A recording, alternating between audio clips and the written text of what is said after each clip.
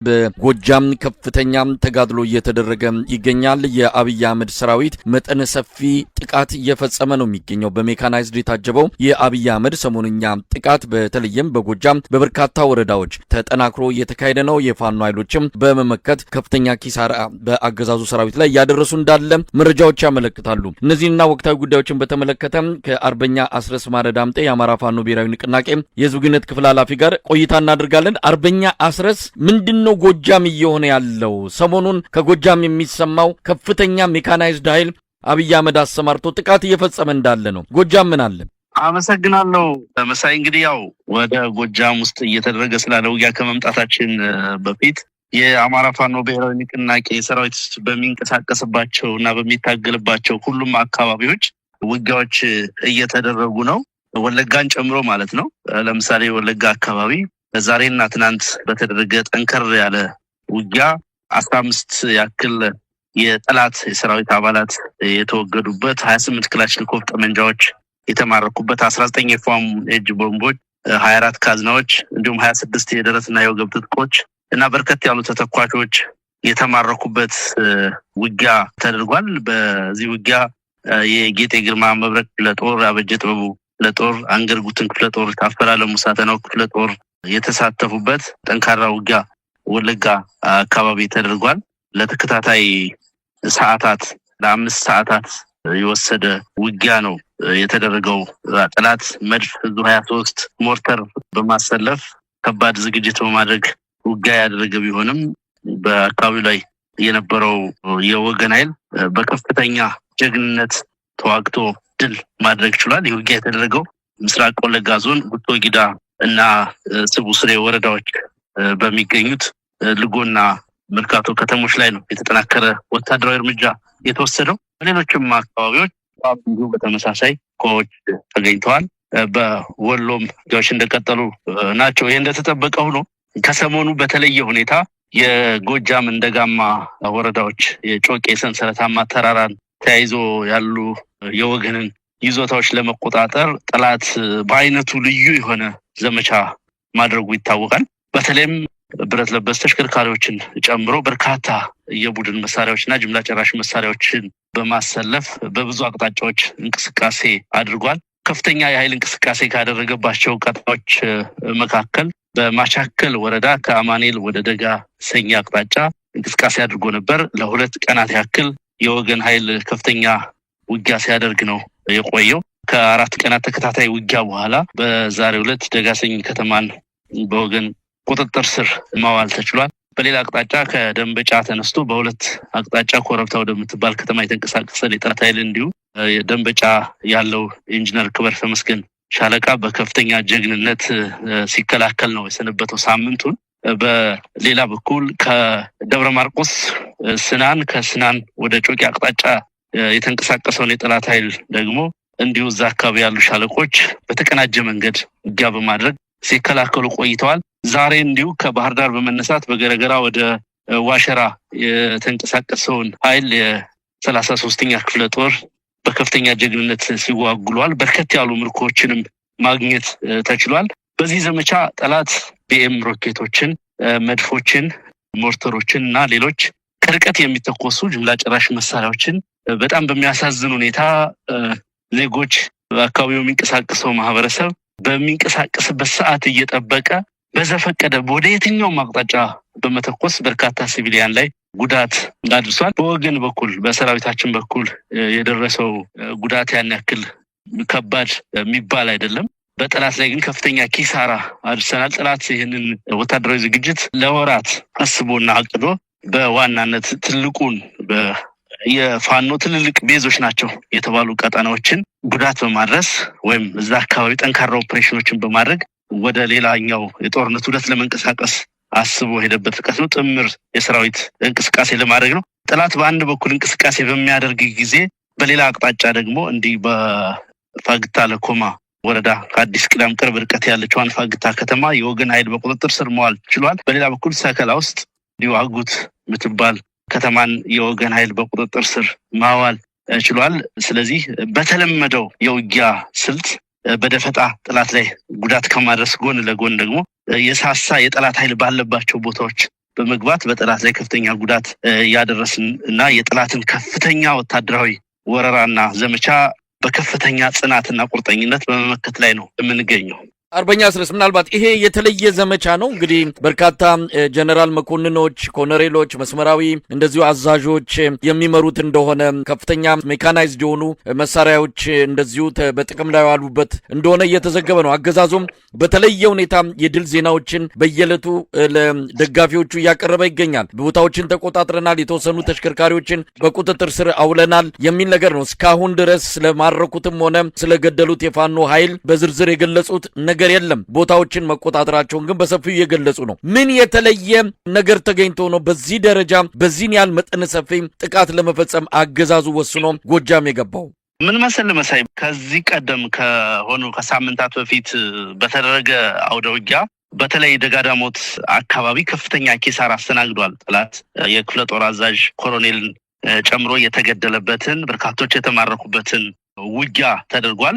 እዚሁ ደጋዳሞት ቀጠና ከዚህ በፊት በተደጋጋሚ ከባድ ኪሳራዎችን አስተናግዷል የጠላት ኃይል። አንድ ያ ቁጭትና እልህ ስለያዘው እዛ አካባቢ በእግረኛ ሰራዊት መድረስን እንደ ተአምርና እንደ ትልቅ ነገር በመቁጠር ካልሆነ በስተቀር ምናልባት አንድ ወይ ሁለት ፒክአፕ ተሽከርካሪዎች ቢይዝ እንኳን ከራሳቸው የተቀበልናቸው ተሽከርካሪዎች ናቸው። አንድ ተሽከርካሪ ቢወስዱ 20-30 ተሽከርካሪ በአንድ ቀን መማረክ ይቻላል።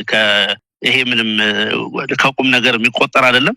እነሱ በሚያወሩት እንግዲህ ታቅዳቸው በመነሳት አስቀድሞ ካሰቡት ነገር በመነሳት በተለይ ከፍተኛ አመራሩን እንመታለን፣ የከፍተኛ አመራሩ ቤዝ እዚህ ጋር ነው እዛ ጋር ነው በሚል ስሌት ከፍተኛ ወታደራዊ እንቅስቃሴ አድርገው ከፍተኛ በጀት በጅተው አሉ የሚባሉ ኤክስፐርቶቻቸውን አሰማርተው የሚያደርጉት ኦፕሬሽን በመሆኑ ያ ነገር በዛ በምኞታቸው ልክ ሰነድ ላይ ባስቀመጡት ልክ ውጤት እንዳለው እና ለፕሮፓጋንዳ ፍጆታ ለመዋል የሚዘግቡት ዘገባ እንጂ ይሄ ነው የሚባል ሲግኒፊካንት የሆነ ጉዳት በወገን ላይ ማድረስ አልቻሉም።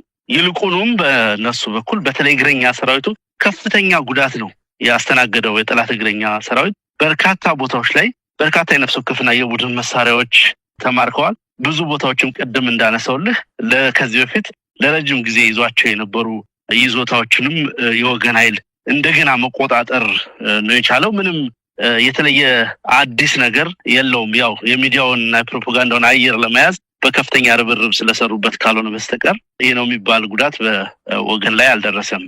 እንግዲህ ምናልባት በመረጃ ደረጃ ካገኛቸው አላቅም። ምክንያቱም የስርዓቱ ሰዎች ወደፊት ለሚደረገው ከህወሓትም ጋር ይሆን ከሌሎች ኃይሎች ጋር ለሚደረገው ጦርነት በቅድሚያም ፋኖን ማዳከም የሚል ስትራቴጂ እንዳላቸው ይታወቃል። የዛ አካል እንደሆነም ፋኖ ከጀርባ እንዳይመታ፣ ፋኖ ሰራዊቱ ሲጓጓዝ መንገድ ላይ ቆርጦ እንዳያስቀረው ከወዲሁ ያኛው ትልቁን ጦርነት የሚሉት አለ። ምናልባት የፋኖንም አቅም ለማሳነስና ለማንኳሰስ ብዙ ግምት እንዳልሰጠውም ለፋኖ በሚያሳይ መልኩ ነው ይሄኛውን ኦፕሬሽን ከጨረስን በኋላ ወደዚያኛው እናቀናለን የሚል እቅድ እንዳላቸው በተለያየ መረጃ ምንጮችም እንሰማለን። እንደው ተልእኮው ከዛ ጋር የሚያያዝ ነው። ፋኖን ምንጩን ማድረግ፣ አስቀድሞ ማዳከም፣ ከዛ ለሚቀጥለው ተልእኮ መዘጋጀት የሚል ዓላማ ያነገበ ስለመሆኑ መረጃው አላችሁ? እንግዲህ በእነሱ ስሌት እንደዛ አይነት ካልኩሌሽን እንደሚሰሩ በተለይ ፋኖን ባለበት ኮንቴን ማድረግ ባለበት ማቆም እና ማዳከም ከዛ በኋላ ሌላው ጋር ለምናደርገው ጦርነት የሚል ወረቀት ላይ የሚጽፉት ነገር በመረጃ ትንተናቸው የሚያቀርቡት ነገር እንዳለ እናውቃለን። ይሄ ግን ራሳቸውን እያታለሉ ነው። ኦልሬዲ ትልቁ አውደ ውጊያ ያለው ፋኖ በሚንቀሳቀስባቸው ቀጠናዎች ነው። እስካሁን ድረስ የብልጽግና ሰራዊት የታጠቃቸውን ሁሉንም አይነት የጦር መሳሪያዎች ስራ ላይ አውሏል። ሁሉንም አይነት የጦር መሳሪያዎች ወደ ወገን ተኩሷል። የቆጠበው ወይ ለሌላ ኮንቬንሽናል ወር ወይ ለሌላ ብሔራዊ ግዳጅ ወይ ለሌላ ትልቅ ጦርነት የቆጠበው ድሮን የለም፣ የቆጠበው ቤም ሮኬት የለም፣ የቆጠበው ጀት የለም፣ ወይም ሌላ መሳሪያ የለም፣ የቆጠበው ጀነራልም የለም። ሁሉም የሀገሪቱ ጀነራሎች አማራ ክልል ውስጥ ተሰማርተው ነው ያሉት። 11 እዞች እና ከዛ በላይ ተሰማርተው ነው ያሉት። ሁሉም ጀነራሎች አሉ የሚባሉት ኤክስፐርቶች አማካሪዎችን ጨምሮ ሲርመሰመሱ የሚውሉት ፋኖ በተቆጣጠራቸው ውጊያ በሚያደርግባቸው ቀጠናዎች ነው። ሰው ምን አዲስ ነገር አላቸው? ምን የተለየ ነገር? በአንድ በኩል ፋኖን አልፈው ሌላ ጋር ሊዋጉ የሚችሉበት አቅም የለም። ትልቁ የስበት ማዕከሉ የፋኖ ኃይል ነው።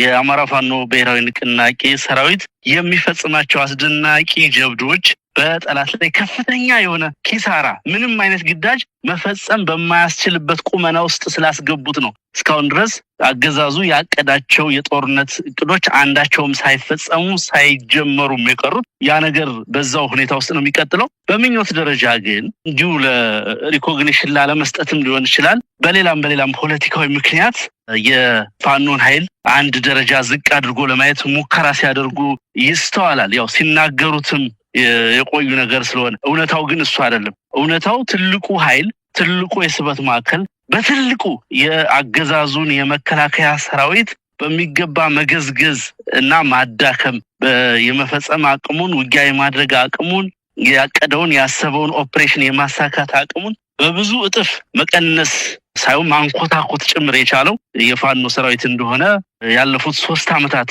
የተደረጉ ውጊያዎችና የደረስንበት የትግል ደረጃ የሚመሰክረው ሀቅ ነው። እንግዲህ አርበኛ አስረስ በቪዲዮ አንዳንድ ቪዲዮዎች የወጡ ነው የሚታየው የውጊያ ሁኔታ የሩሲያና የዩክሬን ጦርነት እስኪመስል ድረስ በቪዲዮ ተቀርጾ ካየናቸው መሳሪያዎች ምናልባት ወታደራዊ ባለሙያዎች በቀላሉ ይለዩዋቸዋል።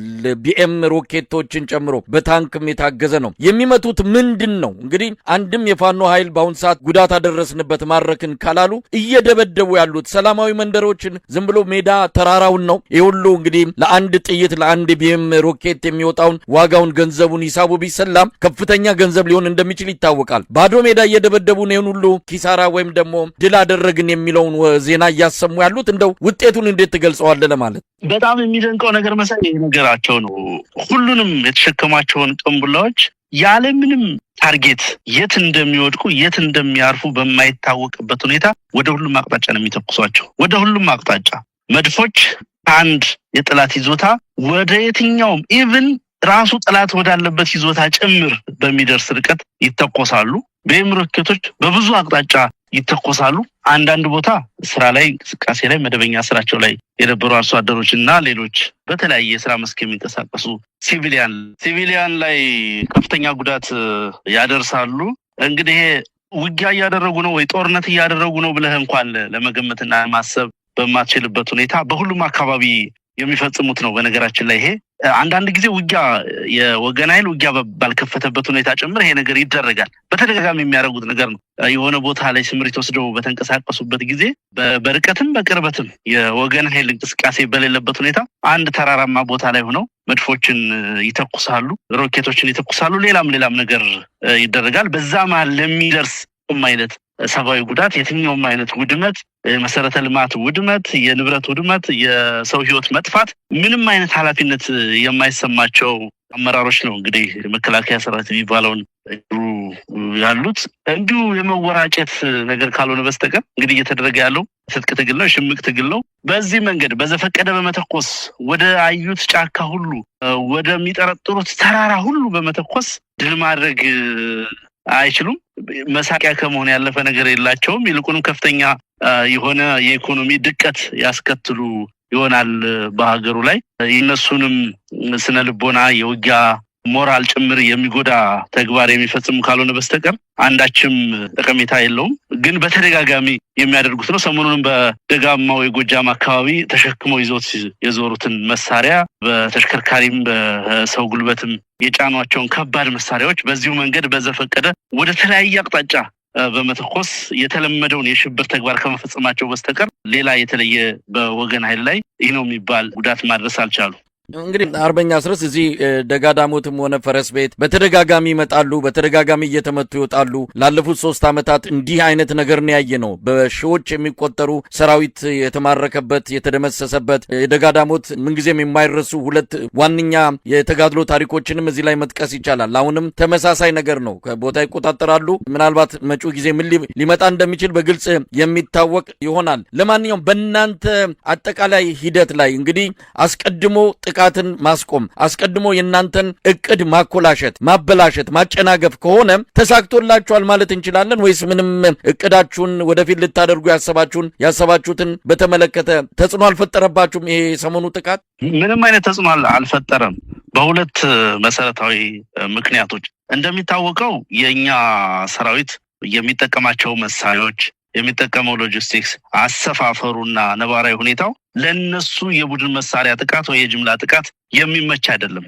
ኢቭን በተከታታይነት በተፈጸሙ የድሮን ጥቃቶችም ጭምር ሲግኒፊካንት ጉዳት ማድረስ አልቻሉም በወገን ኃይል ላይ። ስለዚህ ከየትኛውም እንቅስቃሴያችን መገደብ እና ማገድ የሚችሉ አይደለም። ሁለተኛው ነገር ይሄንን እንቅስቃሴ ከማድረጋቸው አስቀድመን ከቀናት በፊት አንድ ቦታ ላይ ከመድረሳቸው ከ4 ቀናት ከ5 ቀናት አስቀድመን አስተማማኝ የሆነ መረጃ ስለነበረ በቂ ዝግጅት አድርገን ነው ምንጠብቃቸው። መዋጋት ያለብን ቦታ ላይ ለደፈጣ ጥቃት የሚመች ኢላማ ውስጥ በገቡልን ሰዓት በደፈጣ ጥቃት እርምጃ እንወስዳለን።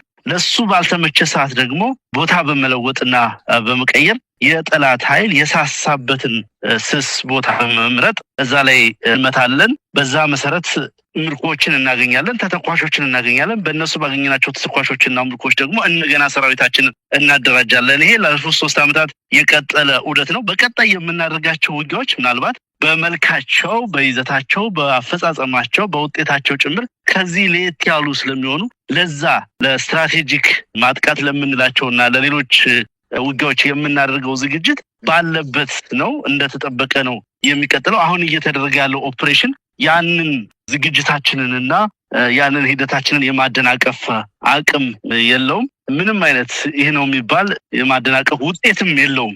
በተግባር በውጤት ደረጃ በእንቅስቃሴ ደረጃ ከአንድ ቦታ ወደ ሌላ ቦታ በመንቀሳቀስ ሰፊ ጂኦግራፊን ሊሸፍን ይችላል የጠላት ሰራዊት። ያንንም ሲያደርግ የተሰባሰበ ኃይል በመጠቀም ነው። ከብዙ ቦታ ያጠራቀመውን ያሰባሰበውን ኃይል በመጠቀም ነው። ስለዚህ በዛ ሂደት ሰራዊቱ በከፍተኛ ሁኔታ ፊዚካሊ መድከም ያጋጥመዋል፣ መሰላቸት ያጋጥመዋል። በዚህ መሰላቸት ማለት በየሰፈረበት ተራራ ሁሉ እየከዳ የወገንን ኃይል ይቀላቀላል። ሰው በውጤት ደረጃ እነሱ ኪሳራውን ይከናነባሉ። በእኛ በኩል ደግሞ የትግሉ ባህሪም የኛም የቆየ ኤክስፖዠርም ስላለና በቂ ዝግጅትም ስላለ ወደፊት ለምናደርገው የትግል እንቅስቃሴ ላይም ሆነ አሁን ባለን የሰራዊታችን አቅም ላይ አንዳችም ተጨባጭ ጉዳት ማድረስ አልቻሉም። ይህ ሲባል በማህበረሰባችን ላይ፣ በህዝብ ላይ፣ በእናቶች ላይ፣ በህፃናት ላይ በየጊዜው የሚያደርሱት ጉዳት፣ የሚፈጽሙት ግድያ፣ ያስገድዶ መድፈር ወንጀል፣ የዘረፋ ወንጀል አሁንም እንደቀጠለ ነው። በዚህ ረገድ እጅግ አስከፊ ዘግናኝ የዘር ማጥፋት ወንጀሎች፣ የሰብአዊ መብት ወንጀሎች እየፈጸሙ ነው ያሉት። በሰራዊታችን ላይና በውጊያ አቅማችን ላይ ግን ይህ ነው የሚባል ጉዳት አላደረሱም እነዚህ ኦፕሬሽኖች። አስረስ እንደው በጣም አስገራሚው ነገር አዲስ አበባ ላይ ኢትዮጵያ እየመከረች ነው የሚለው እንግዲህ የሰሞኑ ከፍተኛ ትኩረት ሰጥቶት አገዛዙ በሁሉም መገናኛ ብዙሃኑ በሚገኝ ባሉት ሁሉ መድረኮች ይህንን አጀንዳ በሰፊው እየሄደበት ነው። ኢትዮጵያ እየመከረች ነው። በተቃራኒው ኢትዮጵያ ውስጥ እንደዚህ አይነት ጦርነት እየተካሄደ ነው። እንደው ተቃርኖዎቹን ማየት መግለጽ ይቻል ይሆን? አዲስ አበባ ላይ እየመከረች ጎጃምና ሌላው የአማራ ክልል ላይ በቦምብና ከሰማይም ከምድርም ሰላማዊ ዜጎች እንደሚመቱበት ሁኔታ ሁለቱን ነገሮች እንዴት ታያቸዋለን? እንግዲህ ከብልጽግና ጋር ካሰብከው ይሄ የሚገርም የሚደንቅ ነገር አይደለም። የተለመደ ነገር ነው። የሚነገረው ሁሉ ሐሰት ነው። የሚነገረው ሁሉ የተገላቢጦች ነው። ከመነሻው ኢትዮጵያ እየመከረች አይደለም። የብልጽግናዋ ኢትዮጵያ፣ የአብይ አህመዷ ኢትዮጵያ እያበደች ነው ብለህ ብትገልጸው ነው የተሻለ ሊሆን የሚችለው። ላለፉት 8 ዓመታት ያለ እረፍት የህዝብ እየተገደለ ነው። ያለ እረፍት በርስ ጦርነት ወጣቶች እያለቁ ነው። መሰረተ ልማት እየወደመ ነው። የንግድ እንቅስቃሴ በእጅጉ እየተንኮታኮተ ነው ያለው። የእርሻ ስራ፣ በጣም ብዙ አይነት የኢኮኖሚ እንቅስቃሴዎች ከፍተኛ አደጋ ውስጥ ገብተው ነው የሚገኙት። የኢትዮጵያ የነበራት አጠቃላይ የዲፕሎማሲያዊ አቅሟ በእጅጉ የላሸቀበት ዘመን ላይ ነው የምንገኘው።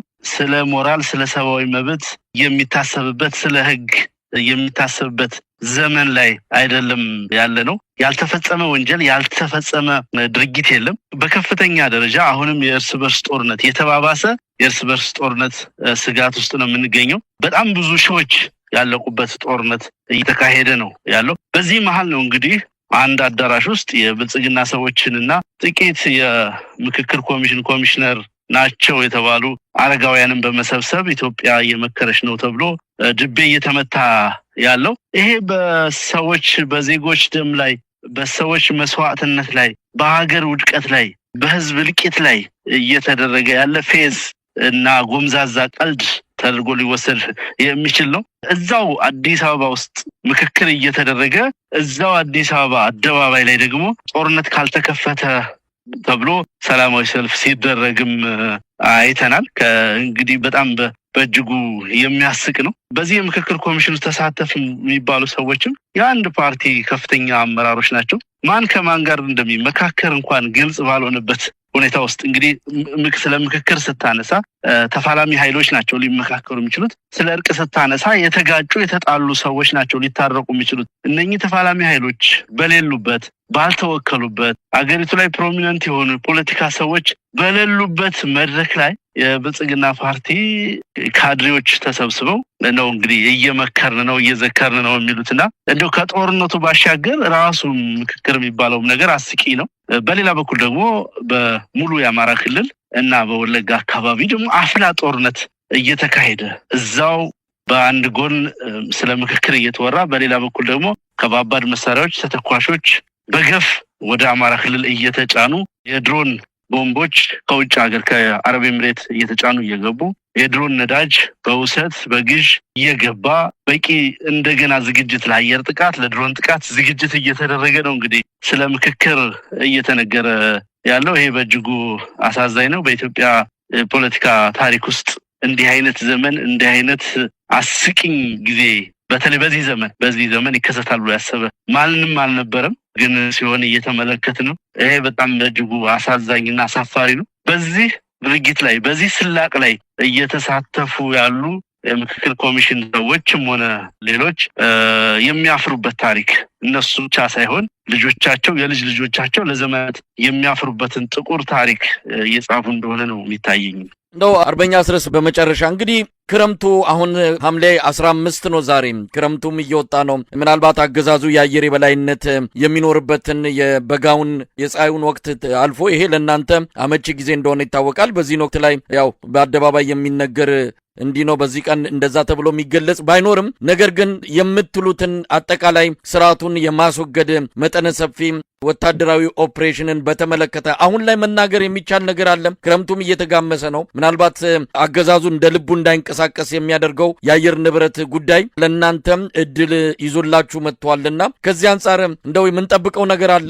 ክረምቱ የተጠበቀውን ያክል አይደለም መሳይ። እስካሁን ድረስ ዝናባማ የሚባሉ አካባቢዎች ላይ ጭምር በቂ ዝናብ እየጣለ አይደለም። በቂ የደመና ሽፋንም የለም። ይሄ እንግዲህ በተፈጥሮ ጉዳይ አንገባም። በእርግጥ ሐምሌ አጋማሽ ላይ ነን። ያ ነገር እየሆነ አይደለም። የሆነው ነው የክረምቱ ሁኔታ ምንም ይሁን ምንም ግን የብልጽግና ሰራዊት በከፍተኛ ደረጃ አቅሙ የወረደበት ተከታታይ ውጊያዎችን ያለ እረፍት ያደረገ በእነኚህ ውጊያዎች ደግሞ በሚገባ የተመታ የተዋረደ በብዙ ቦታ ቅስሙ የተሰበረ ዓላማ የሌለው የሚዋጋበትን ፐርፐዝ የማያውቅ ህዝባዊ ያልሆነ ጸረ ህዝብ ሰራዊት ከተቋቋመበት በአዋጅ በመመሪያ በህግ ከተቋቋመበት ዓላማ ውጪ ወደ ራሱ ህዝብ የሚተኩስ ወደ እናቶቹ ወደ አባቶቹ የሚተኩስ ሰራዊት ነው። ነባሩ ሰራዊት ትንሽ ፕሮፌሽናል ይመስል የነበረው ሰራዊት ለተከታታይ 7-8 ዓመታት በተደረጉ በተለያዩ ግጭቶችና ትላልቅ የእርስ በርስ ጦርነቶች ምክንያት ያው ከፔሮል ውጭ ሆኗል። አንዳንዱ ወደ ወገን ተቀላቅሏል። የተወሰነው ደግሞ ተገድሏል፣ ተደምስሷል። አሁን ያለው ሰራዊት አሁን ያለው እግረኛ ሰራዊት አብዛኛው ከማረሚያ ቤት የተሰባሰበ ከመንገድ ላይ የታፈሰ በቂ ስልጠናም ያልተሰጠው ፕሮፌሽናልም ጭምር ያልሆነ ሰራዊት ነው ያለው። በየቦታው ይድረስ በጣም በአጫጭር ስልጠናዎች እየወሰደ ታጠቀ የተሰማራ ሰራዊት ነው። ስለዚህ ይህንን ሰራዊት ለማሸነፍ የሚያበቃ ቁመና አለው የወገን ኃይል። በተለይ ሌሎች ኢትዮጵያውያን ኃይሎች ጭምር ለዚህ ጉዳይ ቀና ሆነው መተባበር ከቻሉ ደግሞ የምናሸንፍበት ጊዜ ጭምር በእጅጉ እንደሚያጥር የታወቀ ነው። ፋኖ በብዙ መንገድ ማንም ባልገመተው ሁኔታ ማንም የኢትዮጵያን የፖለቲካ ሁኔታም ሆነ የምስራቅ አፍሪካን የፖለቲካ ሁኔታ ተነትናለው የሚል ድርጅትም ሆነ ግለሰብ ባልጠበቀበት ሁኔታ ይህንን ግዙፍ ሰራዊት ተቋቁሞ ብቻ ሳይሆን ራሱንም አደራጅቶ ወደ አጥቂነትም ተሸጋግሮ የተደራጀ ኃይል መሆን ችሏል። በቂ ኤክስፖዠር አለው ባለፉት ጊዜ በተደረጉ ውጊያዎች። ስለዚህ በዚህ አቅም ላይ አንድ ወጥ ድርጅት ተመስርቶ ትግል እየተደረገ ነው ያለው። በጥቂት ጊዜ ውስጥ ከዚህ በፊት ተናግሬው እንደነበረው የተለየ ነገር እንደሚፈጠር በሙሉ እርግጠኝነት ነው ምነግር መሳይ። እንግዲህ ጦርነት ነው። በጦርነት ሂደት አንድ ቦታ መያዝ፣ ሌላ ቦታ መለቀቅ እና የዕለት ከዕለት ክስተቶች በየአውደ ውጊያ የሚገኙ ድሎች፣ በየአውደ ውጊያ የሚከፈሉ መስዋዕትነቶች እነሱን ማለት አይደለም። በጥቅል ውጤቱ ግን መሰረታዊ ለውጥ የምናመጣበት አገዛዙን የምናሸንፍበት ጊዜ በጣም ቅርብ ነው ብዬ ነው ማምነው። በጣም ነው ማመሰግነው አርበኛ አስረስ ማረ ዳምጤ የአማራ ፋኖ ብሔራዊ ንቅናቄ የህዝብ ግንኙነት ክፍል ኃላፊ። እግዚአብሔር ይስጥልኝ። መልካም ቀን። አመሰግናለሁ።